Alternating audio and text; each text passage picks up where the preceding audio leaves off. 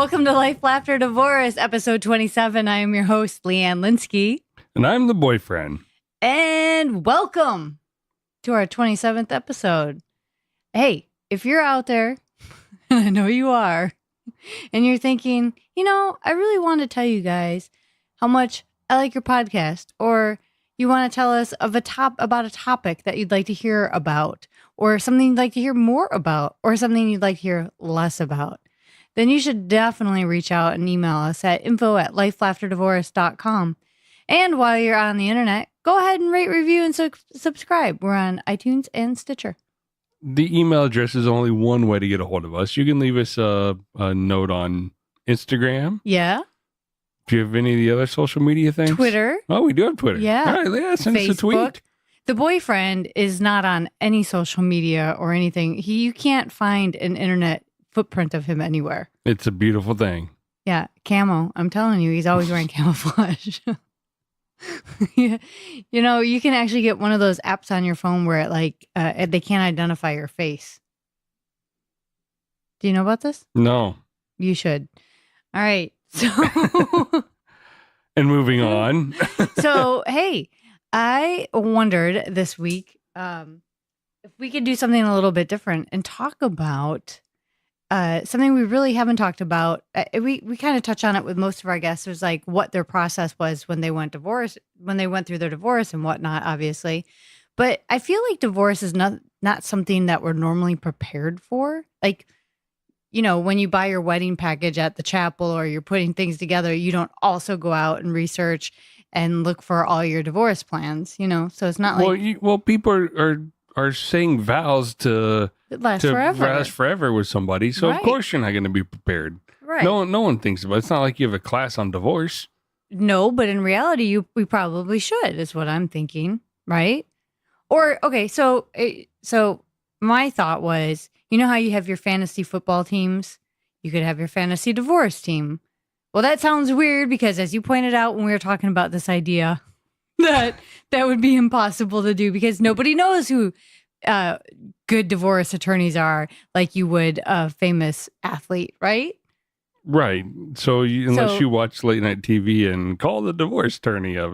Right. You probably wouldn't know any. And so you really couldn't put a team together. So what I thought would be fun today is if we talked about what would your game plan be if you were going through divorce? So, and you're an expert at this, but I'm gonna ask a few interesting questions. Okay. So would it be make them interesting?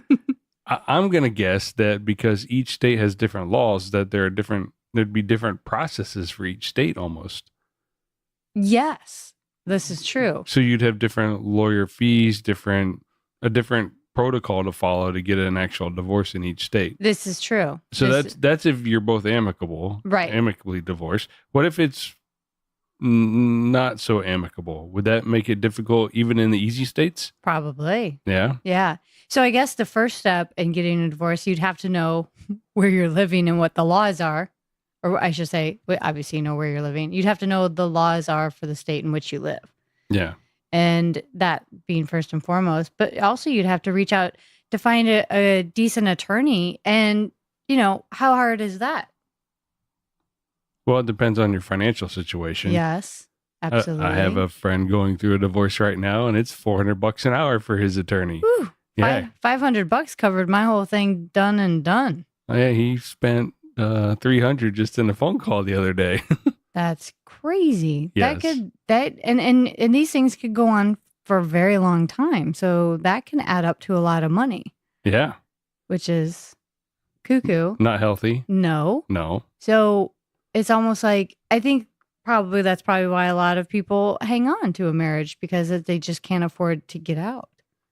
Well, when we had a few of our guests discuss that, like what I do afterwards, I don't have the financial ability to go through the divorce, and I don't have the financial stability to live after the divorce. Right. So there's a lot of financial issues that go along with this. Well, the thing I learned in my experience of 2 divorces, I actually used the same attorney for both divorces, which was helpful.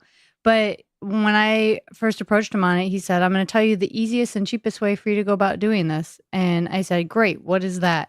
And he said, you guys decide how you're splitting things down the middle or however you're doing it, you come to me with a list of everything you own, who gets what, how much money you have in the bank, copies of your bank statements, and that you both agree to it. And I basically just file all the paperwork. And being as we didn't have any children, that was fairly easy to do. We sat down and we said, "Do you want this? Do you want that? No, I don't want that. You want this?" And we basically went down the list and said, "There you go." And we hadn't been married that long. So Yeah, just that what, was, 2 years? yeah. So the assets you guys have built up weren't. I mean, we had homes and everything, in each case we had homes, but, that was just easy.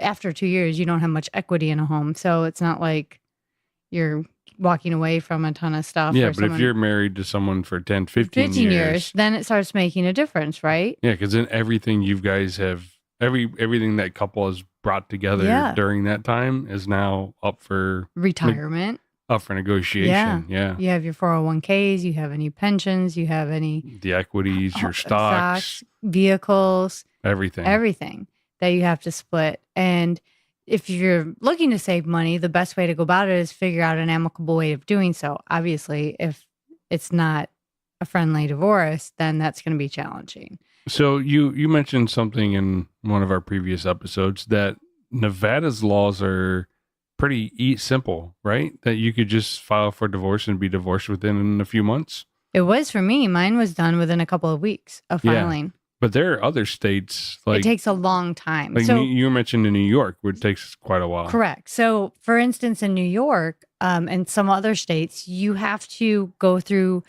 a formal and legal separation before you can actually file for divorce. So first you have to file for a legal separation, and you have to be legally separated. I believe it's for a year. And in that time, I think maybe you have to have a court date or some form of documentation or something. I'm not very sure because I didn't get married or divorced in New York. But from what I understand, it's a pretty lengthy process. So basically each state has their own rules to abide by. And you have to follow those rules to go through the whole process. Some states are a little easier. Some states are a little more difficult. Correct. And I believe it's a state in which you reside, in which you both reside, or whatever state you're filing in. Right. Because you can get married in Vegas on a whim and go back to your homestead in New York, but you've got to follow by their rules. Right. Yeah. Yep. Yeah. So I believe that's correct. So if we're not correct and you guys are listening, you're like, "Hey, that's wrong," send us an email. Let us know we're wrong. But those are some definite things to be aware of before you file. Would you get an accountant, a financial advisor?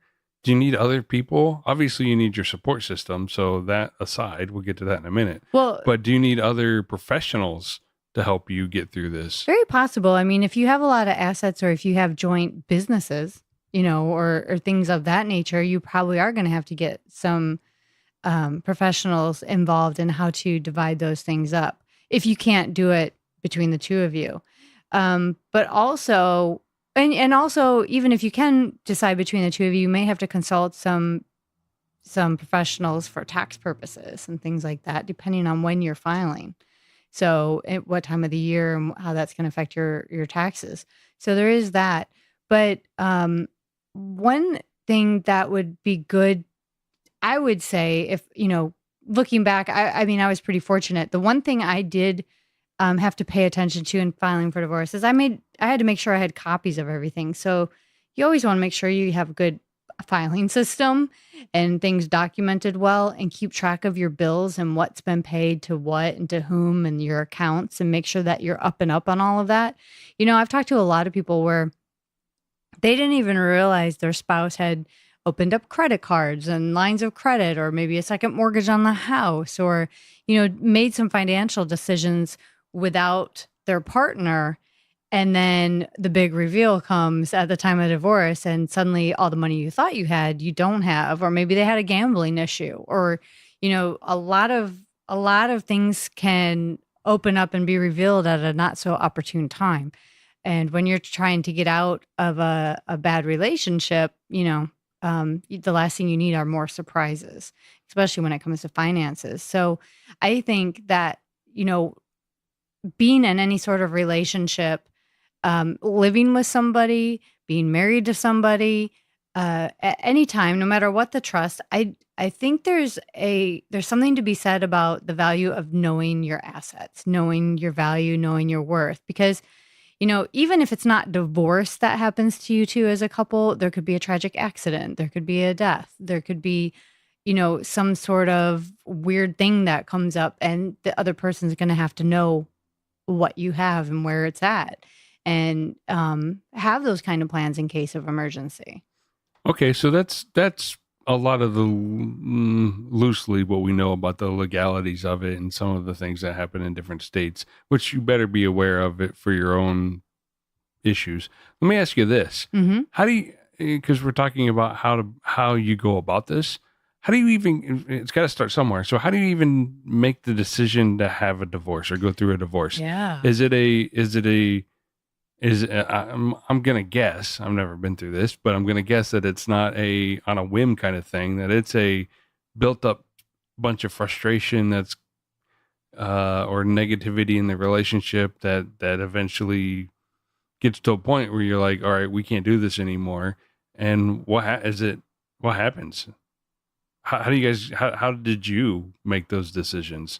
Did you do it Well, some amicably, I but mean, as nice as it could be, yeah, in my case. But the thing was, like, I just felt like I was in turmoil for a really long time, and I couldn't figure out what was wrong, and nothing seemed right, and I was constantly upset, or wondering what's wrong, and there's just like nagging feeling like something is going on or something's amiss.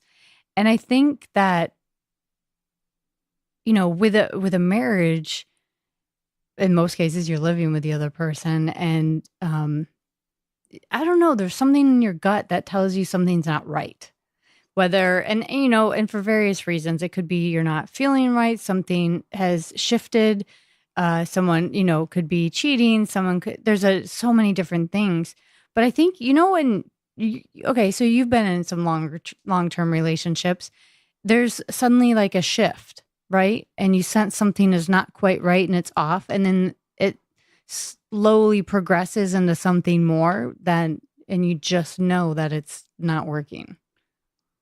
yeah, but yeah, and it's easier for someone like me just to say, "All right, we're done," and walk away. Right. How do you guys? So a person who's married, it's not easy just to be like, "We walk away." Do you go through a process of trying to reconcile, figure what it is, figure out what it I think was, so. and Like, then do you both just sort of like this isn't going to work out and we're going to divorce? I know that's probably the best case scenario where you both sort of do it yeah. amicably. I think there is a process, and I think that's where, and I've seen this with other people where they start reaching out to friends, or you notice changes in people's behavior, whether you realize it or not, you even do it yourself. You start suddenly find yourself seeking out the support of friends. So you go out and hang out with friends more, or you don't necessarily want to go home right away, or like it's not even always so much that you notice things in the other person as you notice them in yourself. And so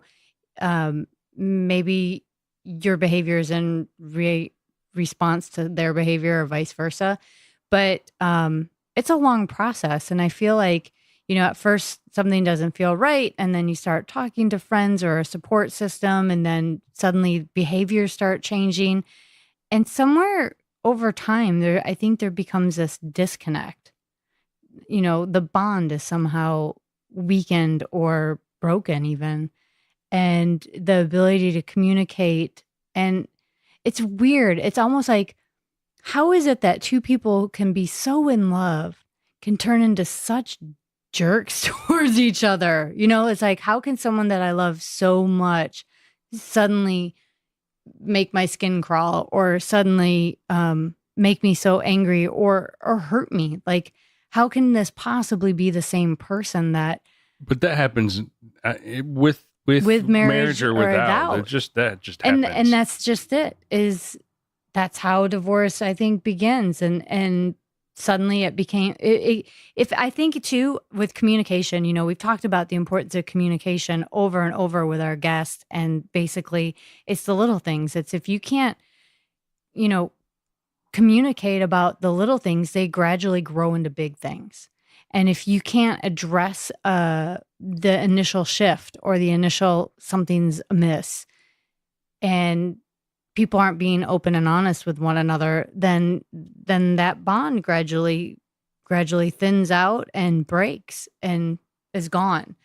And it does come down to communication, you know? It's kind of like when you get married, and you probably heard that, you haven't been married, but you've probably heard people say, never go to bed angry.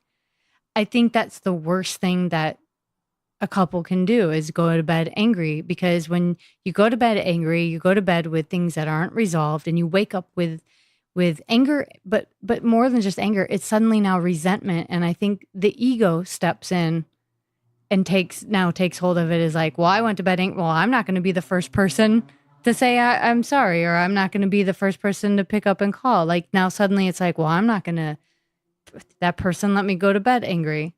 Now I'm pissed. Am I right? To each his own. It's No. Well, what do you think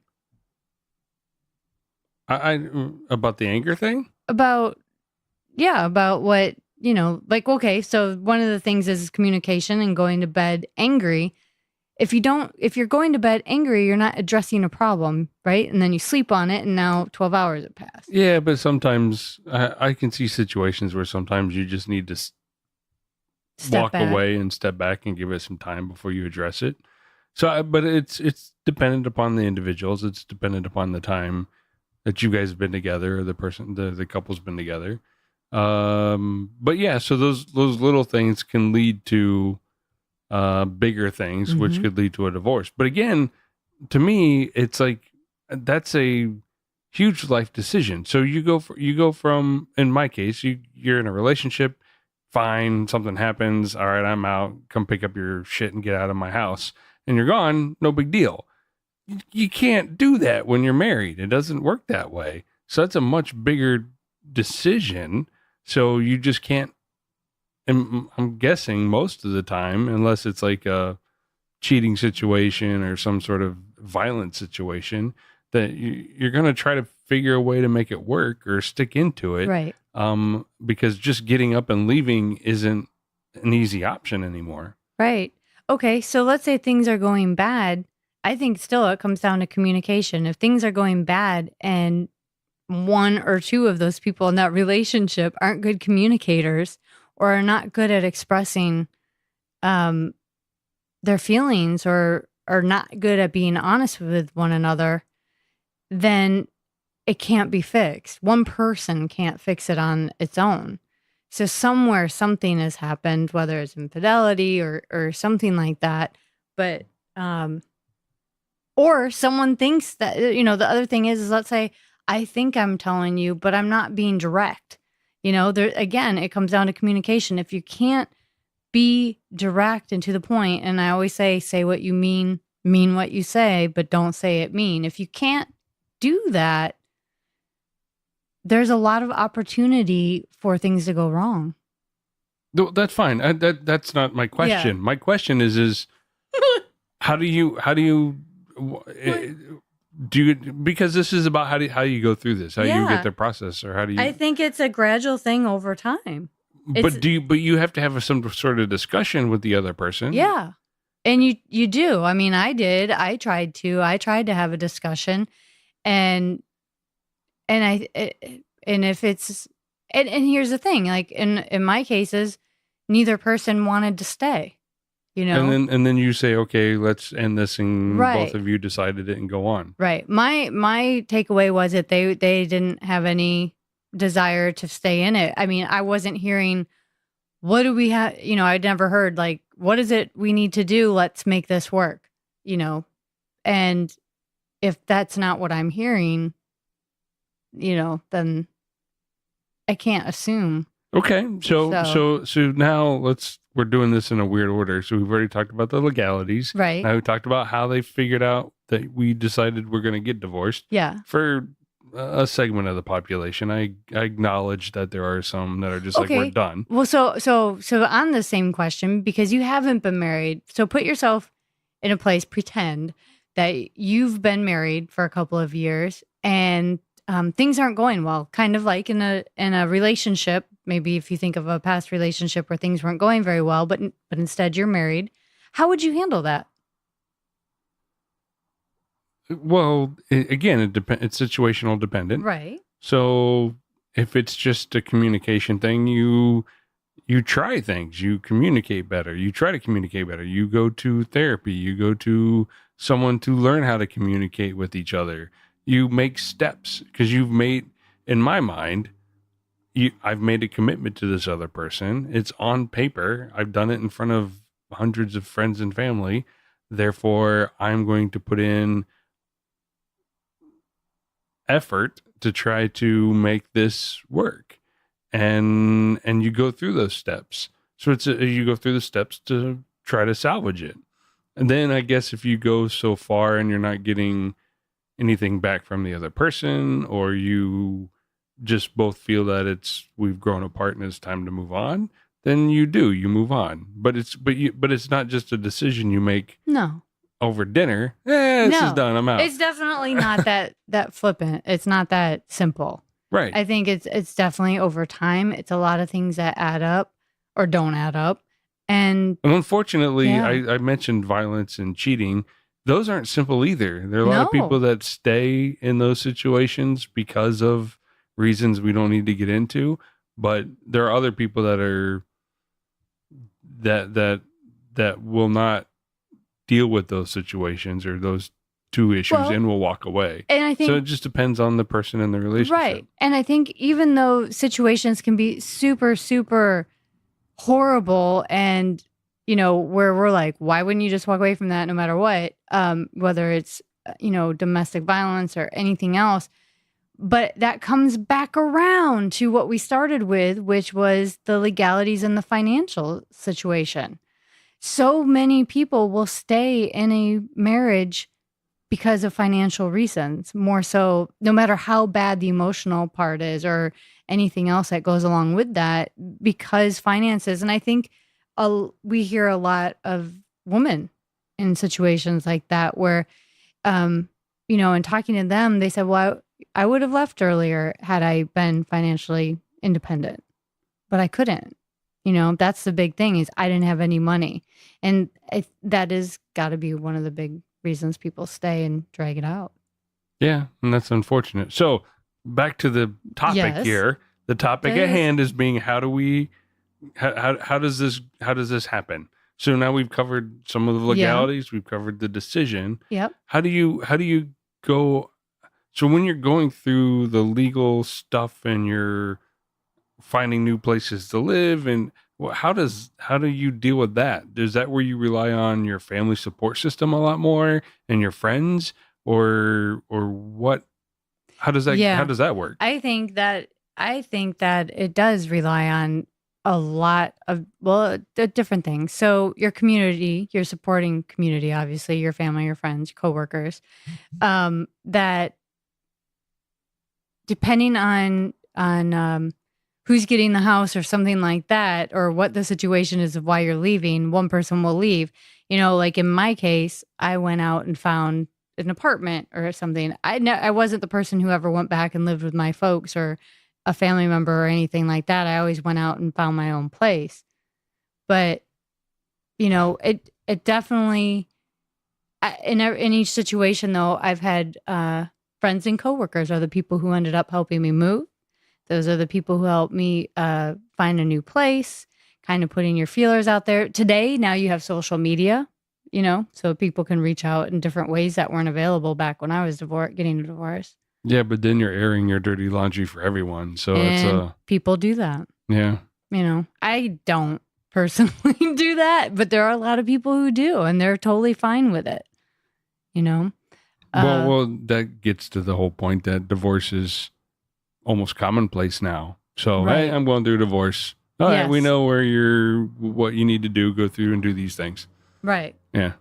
And so it is a lot of going back and forth with friends and family and talking to people. I think that's when people start opening up a little bit. They find someone, it's interesting. The people I ended up going to for advice or to talk to were not the people that I had always been closest to.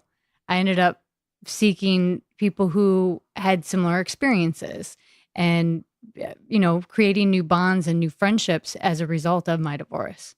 And so there was quite a bit of that too, because they had a better understanding of what I was going through and could give me real real advice on to how to handle different things, what to look for, what to look out for. So I'm going to ask the next question. Yeah. So after you've been through the divorce, it's finalized now, you've had your support, you've got your new place, you're doing your thing. And I know this is a very individual question for everybody, so there's no right or wrong reason for that, right or wrong time for this. But when do you start dating again?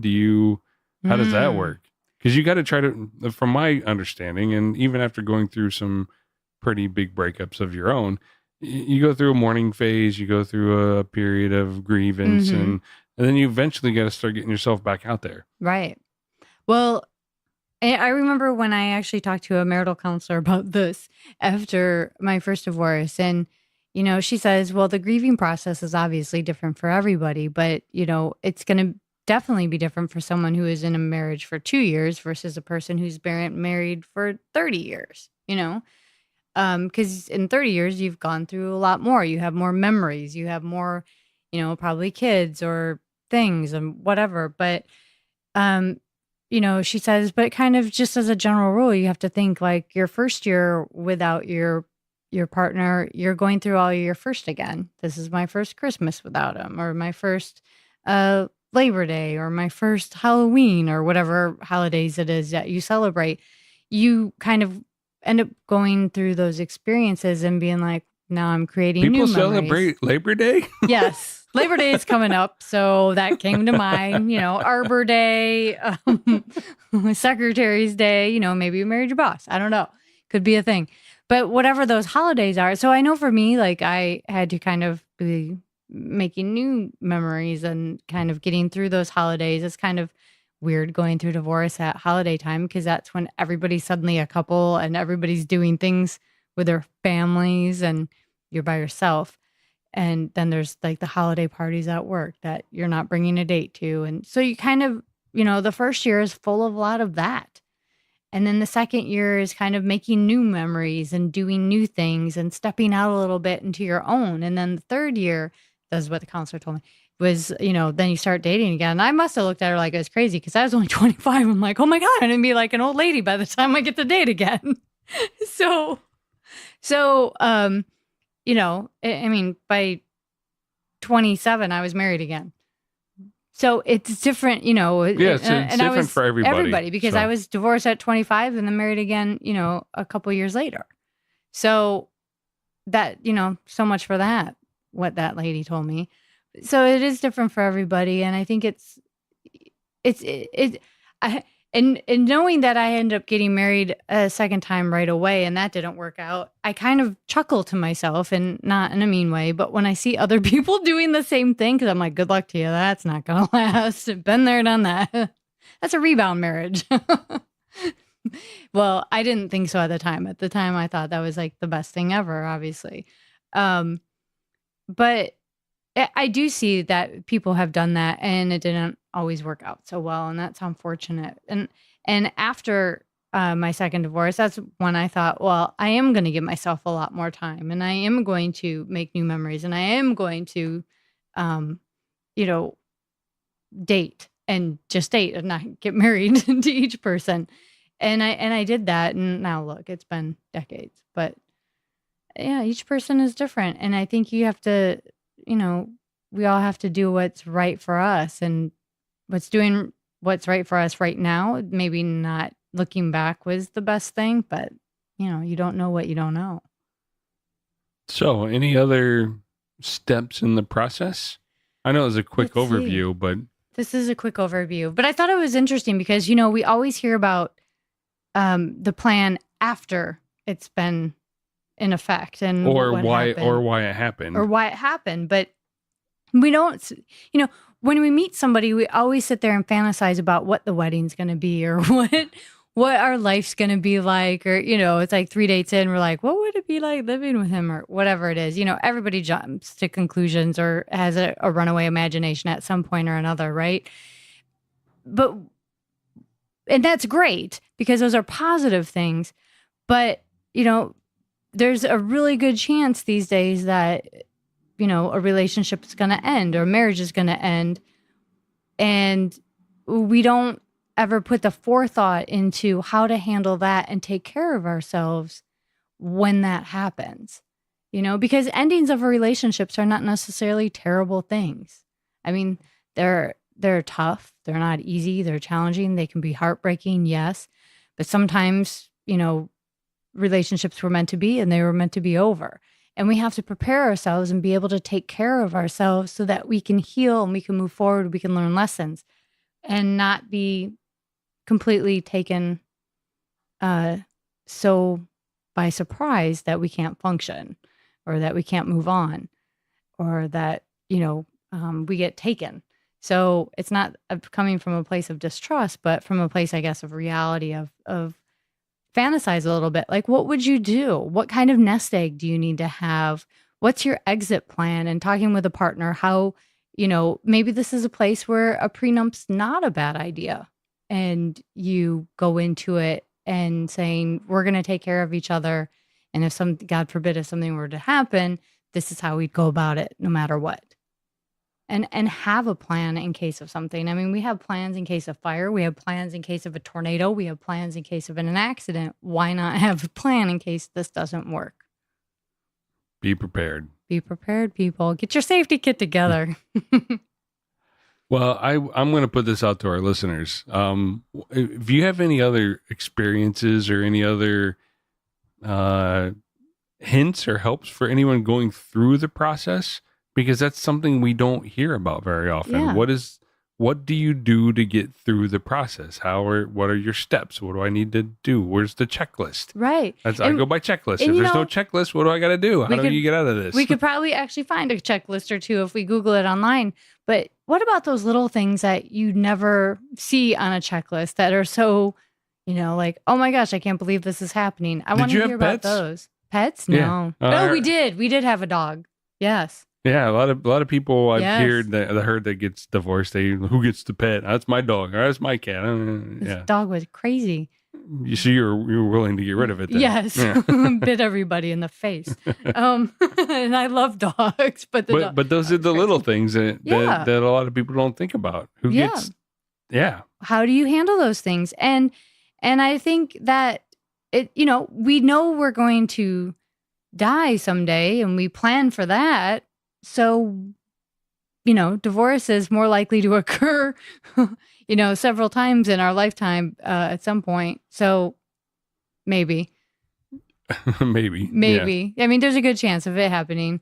So why not prepare for it? So we want to hear of those special tips or the maybe not so common things that you've heard about or experiences or really odd things that most people don't know about in the state in which you live or certain situations. So send us an email and let us know what those are at info@lifelafterdivorce.com because we want to know. So this was a great conversation today. I really appreciate your insight and you're willing to share some of your own stories again. You're welcome. Leanne. So how about a few teasers for our listeners coming up? What do we got coming on the books in the next couple weeks? Oh, well, I have been busy working on the blog. So is that what you were talking about? Well, there's some website things coming out soon. Yes, there's some websites. So we've been working on a new website. How about guests coming up? We do have some really cool guests coming up that are in the works. I've been talking to a lot of different people in the past week. So that's exciting. People who work in the field of entrepreneurs in the field of divorce. So it'd be interesting to listen to their experiences and how they've turned it into a company moving forward. Yep. And people who are entrepreneurs, another author. So a lot of really cool things happening. And like I said, the blog is coming up. There are some fun things and little surprises with that as well as we get our new website all fixed up and tricked out, which should be launching. I was hoping to get the blog up a little bit sooner, but with the whole website thing, it looks like it's going to be right after Labor Day. Perfect. So, all right, you guys hang in there. And thanks for such a great conversation, boyfriend. Well, thank you, Leanne. You're very welcome. And we look forward to hearing from everyone. All right, until next week.